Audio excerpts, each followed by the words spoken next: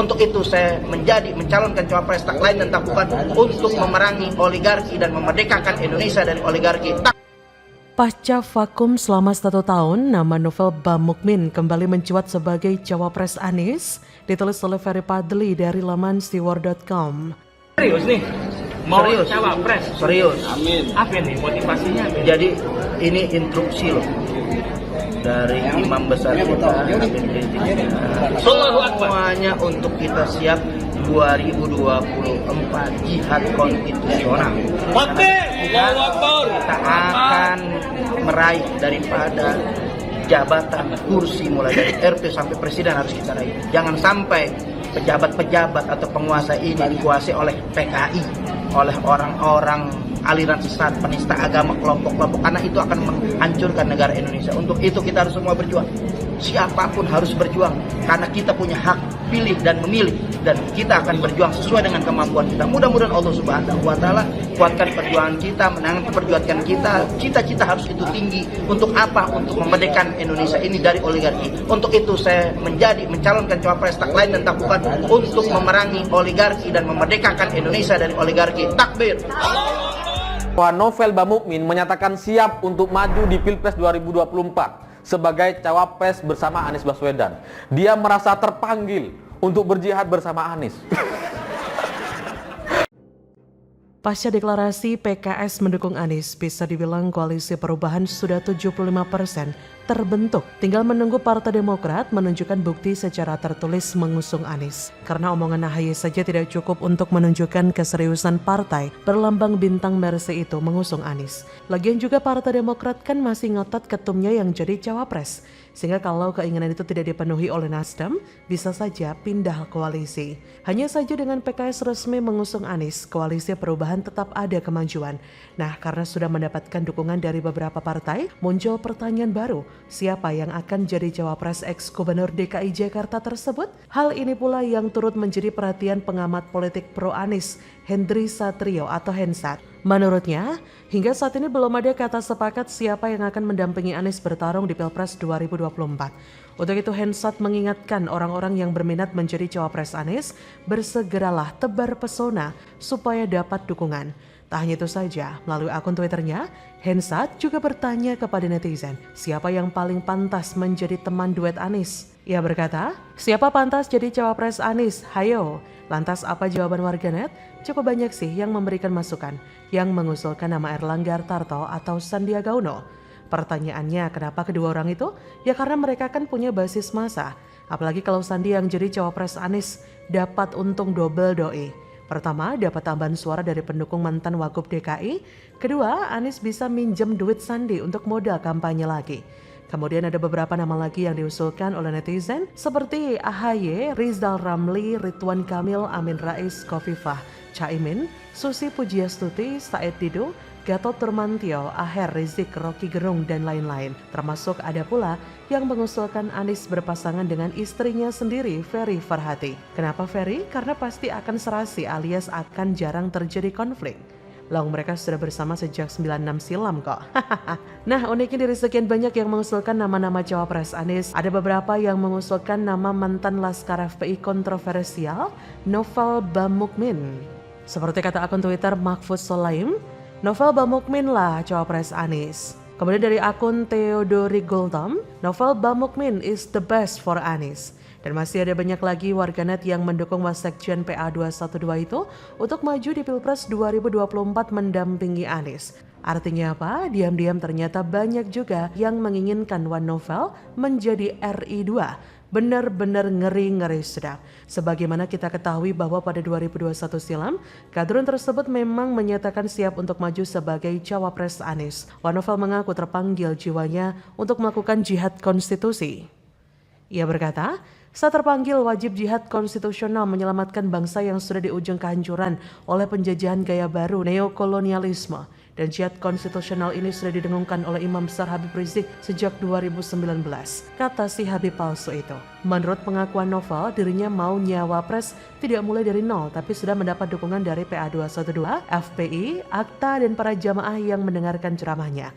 Gak tanggung-tanggung Ferguson. Dalam rangka meyakinkan partai agar mau mengusungnya bersama Anies, One Novel mengklaim dukungan 130 juta rakyat Indonesia. Jika DPT 2024 diperkirakan berjumlah 204 juta jiwa, maka sudah bisa dipastikan Anies Novel mendapat suara sebesar 63,7%. Wah, gila sih. Sudah lebih dari cukup ya untuk melangkah ke Istana Presiden dan Wakil Presiden. Siap-siap Prabowo Ganjar gigi jari dihantam kedahsyatan Novel Bamukmin. Ternyata klaim 130 juta itu bukan sekedar klaim karena sudah terbukti ada beberapa warganet yang menginginkan Novel sebagai cawapres Anies. Itu belum kampanye, kok sudah dahsyat banget. Kalau Novel sudah dapat pinjaman duit atau pinjol, sehingga memungkinkan dia untuk roadshow keliling Indonesia bisa lebih dahsyat lagi tuh. Gak cuma 130 juta tapi 150 juta rakyat Indonesia bakal memilihnya. Artinya apa? Sudah saatnya AHY mikir ulang demi kebaikan bersama. Ajak One Novel bergabung ke Partai Demokrat dan ikhlaskan dia yang bertarung bersama dengan Anies untuk mewujudkan perubahan Indonesia. Merdeka, bagaimana menurut Anda?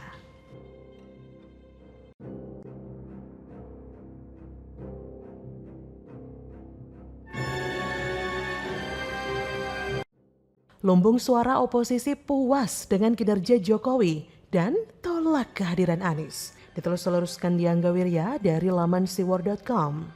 Gawe non ai banjir lagi banyak. Anu blusukan anu asup gorong-gorong teh. Jokowi. Lamun jadi presiden. Mau kosong apa lagi? Dan jadi presiden non gawe. Tinggal heula jadi presiden. Presidenan omong kosong lah. Banjir lagi. Lalu di mana wilayah kita? Kita pengen ini loh pemimpin kita. Saya tidak mau 2024 sampai 2029 Indonesia penuh dengan kekerasan. Untuk itu saya tidak akan memilih pemimpin yang pernah melakukan kekerasan terhadap rakyat. Saya tidak mau Indonesia 2024 dan berikutnya menjadi Indonesia yang marak dengan korupsi. Untuk itu saya membuat kriteria, jangan pilih mereka yang tersangkut perkara korupsi. Saya mau Indonesia bisa hidup damai di tengah keberagaman. Kalau begitu, jangan pilih pemimpin yang diskriminatif. Itu, siapa namanya? Terserah. Tapi inilah yang kita harapkan, mampu menjawab Indonesia ke depan.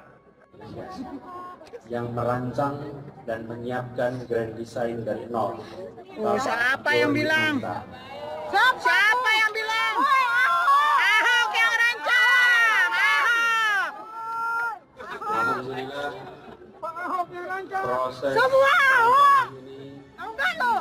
telah berjalan dengan baik. Mengusung tagline antitesa Jokowi seperti memposisikan Anies tak ubahnya bukan tandingannya Jokowi. Hal mana tidak kompatibel dengan dukungan Nasdem kepada pemerintahan yang dipimpin Jokowi. Kelompok masyarakat waras sudah memprediksi bahwa Anies mustahil mampu menyamai pencapaian Jokowi karena rekam jejaknya sendiri justru dinilai mendegradasi kepercayaan publik kepada pemerintah. Anies seperti selama ini dianggap satu garis ideologi dengan kelompok intoleran, nyaris selalu menghadapi penolakan di lokasi yang dikunjunginya.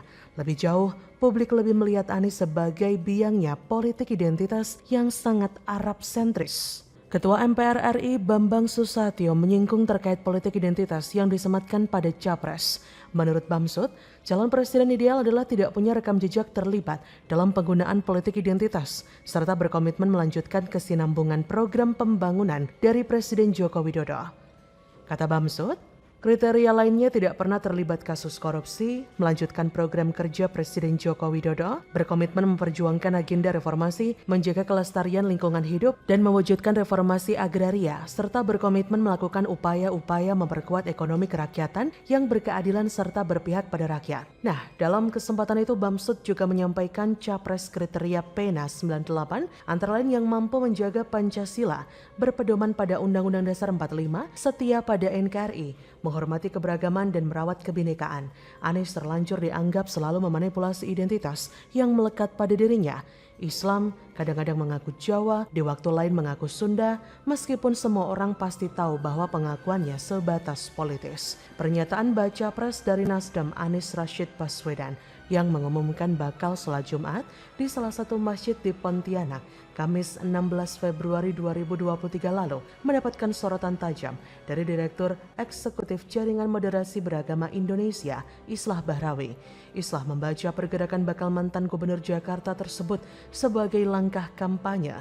Menurutnya, berkampanye politik di dalam masjid merupakan sesuatu yang keliru sebab bagian dari politisasi agama. Kata Islah, berkampanye politik di masjid adalah politisasi agama. Alasannya dikatakan Islah karena tujuan Anies bukan untuk memakmurkan masjid, melainkan membajak masjid untuk memakmurkan dirinya. Ia berkata, Anda bukan memakmurkan masjid, tapi membajak masjid untuk memakmurkan Anda. Bukan hanya itu saja, Islah menilai Anies bukannya menjayakan agama Islam, namun Anies malah menunggangi agama untuk menjayakan dirinya. Bagaimana menurut Anda?